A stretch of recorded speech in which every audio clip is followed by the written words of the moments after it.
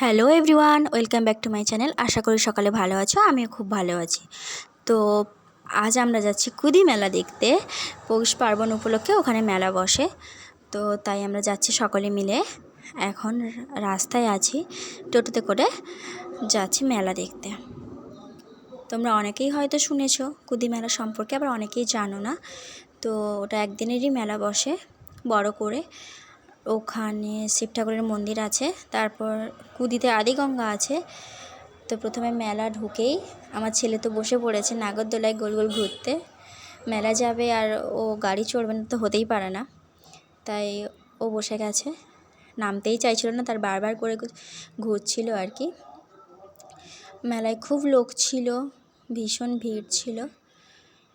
তারপর ওর নাগরদোলা চড়া হয়ে গেলে আমরা যাব ভেতরটায় ঘুরতে।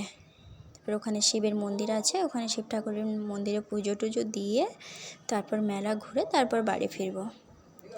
তো এই হচ্ছে ঠাকুরের মন্দির। এখানে আদিগঙ্গা আছে, এখানে অনেকে স্নান করছিল, আবার আমরা মাথায় জল নিয়ে তারপর মন্দিরে পুজো দিলাম। এই হচ্ছে আমাদের আদিগঙ্গা, কুদিতে থাকে। এখান থেকে জল তুলে শিবের মাথায় ঢালা হয়। তো এবার মেলার ভেতরে ঢুকবো। খুব ভিড় ছিল, আর ভেতরে অনেক দোকানপাটও বসছিল। তো এবার আমরা মেলার ভেতরে যাচ্ছি। এই সামনে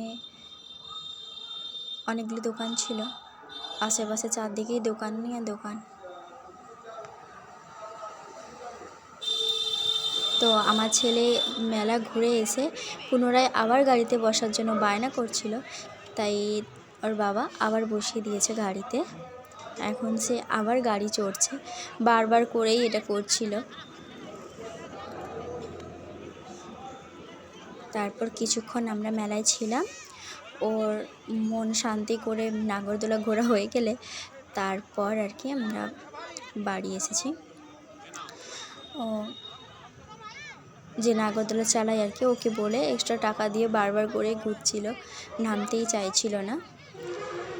তো শেষমেশ অনেকক্ষণ ঘোরার পর তার মন শান্তি হলে তারপর নামলো। তারপর আবার একটা গাড়ি চড়ে তারপর আমরা বাড়ি এলাম। আজকের ভিডিও এই পর্যন্ত, টাটা।